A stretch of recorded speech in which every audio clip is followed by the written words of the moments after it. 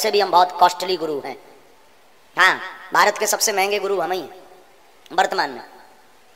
एक सीआर तो चाहिए ही चाहिए कथा के लिए। हाँ, दक्षिणा नहीं लेते हैं। भारत में बागेश्वर धाम के पीठाधीश्वर धीरेन्द्र कृष्ण शास्त्री महाराज को आज कौन नहीं जानता, लेकिन क्या आप जानते हैं कि धीरेन्द्र कृष्ण शास्त्री एक कथा के लिए कितने पैसे लेते हैं? इतना ही नहीं, क्या आपको मालूम है कि धीरेन्द्र कृष्ण शास्त्री की कथा में कितना दान आता है? चलिए आज हम आपको ये जानकारी देते हैं। सबसे पहले तो बता दें कि धीरेन्द्र कृष्ण शास्त्री भारत के सबसे महंगे कथावाचक हैं, जो अपनी किसी न किसी वजह से अक्सर खबरों में बने रहते हैं।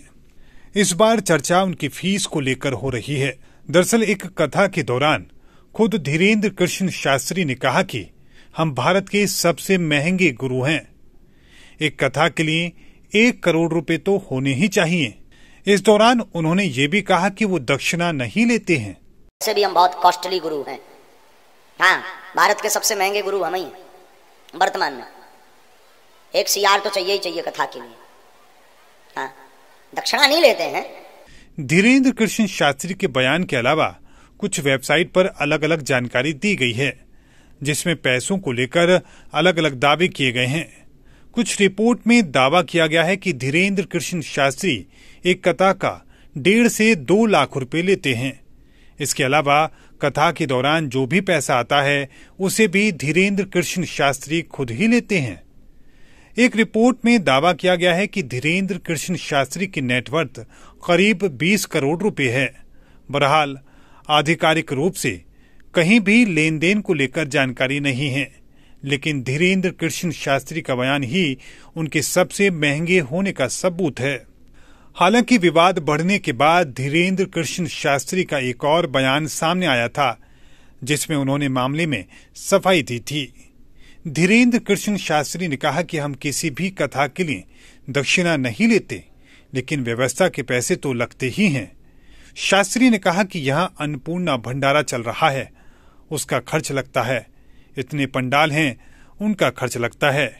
गाड़ियां खड़ी करने की जगह का पैसा लगता है।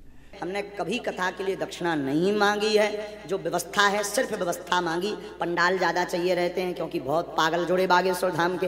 भंडारा चाहिए रहता है। कलाकार जो आते हैं उनकी व्यवस्था, गाड़ियों की व्यवस्था, रुकने की व्यवस्था और अन्नपूर्णा भंडारा जो चल रहा है उसके लिए सहयोग। बाकी कभी ये नहीं कहा कि 50 लाख या 1 करोड़ देना है। व्यवस्था में चाहे जितना खर्च हो जाए, कथा बिल्कुल भी महंगी नहीं है। ये बेफिजूली की अफवाह है। इस तरह से धीरेन्द्र कृष्ण शास्त्री ने विवाद को थामने की कोशिश की। बहरहाल धीरेन्द्र कृष्ण शास्त्री की कथा सुनकर अक्सर लोग सोचते हैं कि वो भी अपने इलाके में, अपने घर या गांव में उनकी कथा का आयोजन कराएंगे, लेकिन इतने महंगे आयोजन की वजह से बहुत से लोग चुप लगा जाते हैं। अब आप जरूर बताएं कि धीरेन्द्र कृष्ण शास्त्री को कथा के लिए कितने पैसे लेने चाहिए।